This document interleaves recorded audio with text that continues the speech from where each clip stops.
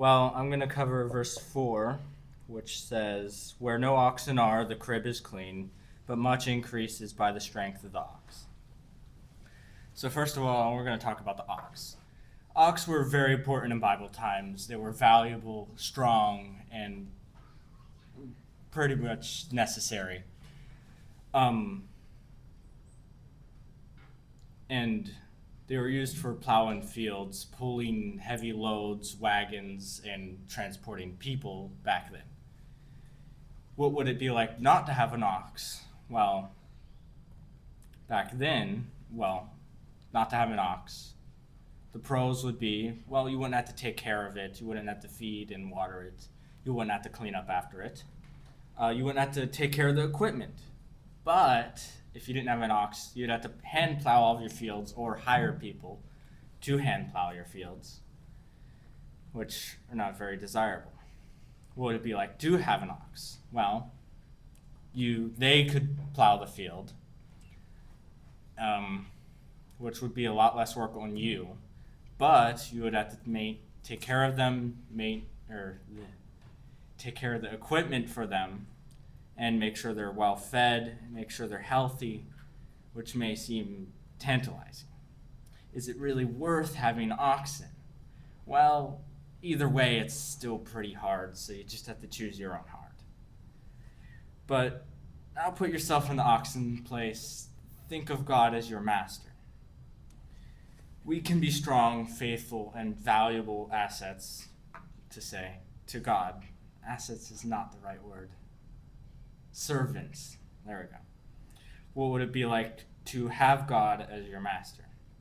Well, you would have the guidance and peace and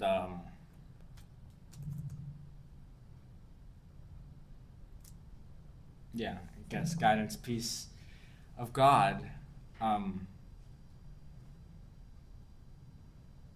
You're going to heaven because you would believe in him. You'd know him as your master.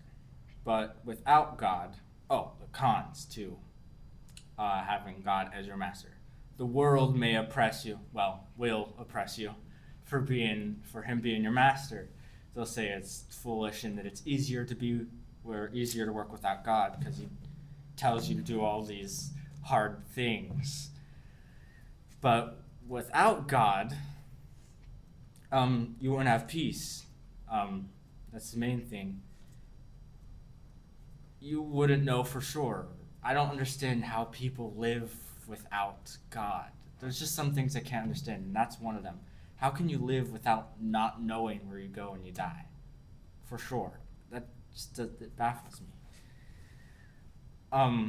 Now, if you were to live without God, you'd be in the world's favor. The world would like you. The world would agree with you, which may seem more pleasurable to you than through your flesh. It may be more pleasurable, but it is not easier if you really think about it. There's one main difference in between you and God and the oxen and their master.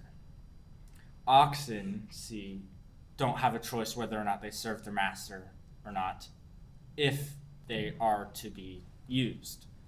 We, as God's followers, have a choice. He wants to use us, even though we might be very hard to work with and disagreeable, unwilling. But we have a choice. He doesn't force us to do anything, which is, from the beginning, one of the main things God has done with us. He gave us a choice. Adam and Eve had a choice of sin, be with God forever, or sin. That's why the tree of good and evil is there. He gave us a will, which doesn't make sense as his creation. But where was I?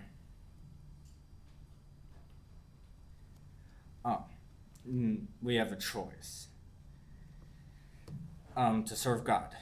And if we choose to serve God, in Isaiah 1 verse 3, it says, "The ox knoweth his master's voice."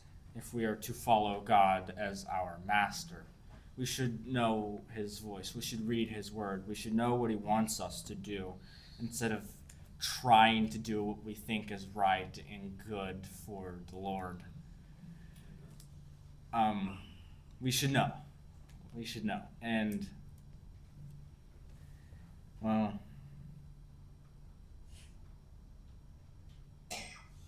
it's a blessing. It's grace that he's allowed us a choice. But I went over that quick. That's pretty much all I have. So, thank you for listening.